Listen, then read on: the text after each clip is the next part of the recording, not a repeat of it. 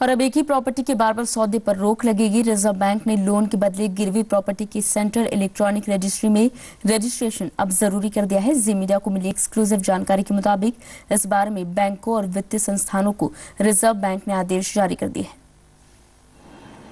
Property transaction में धोखाधड़ी आम बात है। इसी धोखाधड़ी को रोकने के लिए आरबीआई ने होम और प्रॉपर्टी बांटने वाली कंपनियों के लिए इलेक्ट्रॉनिक रजिस्ट्री जरूरी कर दी है।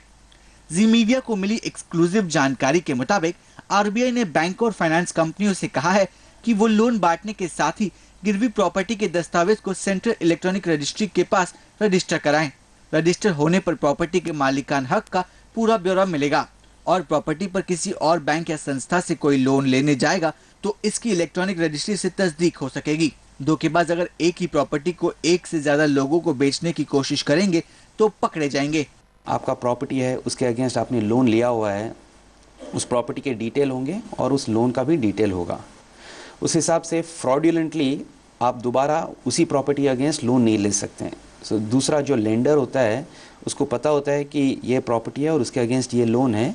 रिजर्व बैंक की सख्ती के बाद बैंक और हाउसिंग फाइनेंस कंपनियों ने ग्राहकों को इसके बारे में चिट्ठी भेजनी शुरू कर दी है। जी मीडिया को मिली जानकारी के मुताबिक सेंट्रल इलेक्ट्रॉनिक रजिस्ट्री के लिए 5 लाख रुपए से कम लोन पर 280 रुपए और 5 लाख से ज्यादा के लोन पर 561 रुपए फीस मांगी जा रही है। रिजर्व बैंक ने कहा है कि इलेक्ट्रॉनिक रजिस्ट्री में प्रॉपर्टी से जुड़ी सारी जानकारियां एक साथ हो, जैसे मालिक का नाम, प्रॉपर्टी की लोकेशन, सर्वे नंबर, लोन देने वाली संस्था का नाम, लोन की रकम की जानकारी भी देनी होगी। ये सेंट्रल रजिस्ट्री होने की वजह से मालूम पड़ जाएगा कि कौन कौन सी प्रॉपर्टी पे लोन लिया गया है। तो अगर कोई जो लेंडर है वो अगर कोई प्रॉपर्टी अगर लेना चाहता है एज ए सिक्योरिटी तो वो पहले सेंट्रल रजिस्ट्री में जाके चेक कर सकता है। किसी भी प्रॉपर्टी की बिक्री होती है तो रजिस्ट्रार ऑफिस में उसकी रजिस्ट्री जरूरी है, लेकिन रजिस्ट्रार ऑफिस में टाइटल जांचना काफी मशक्कत का काम है।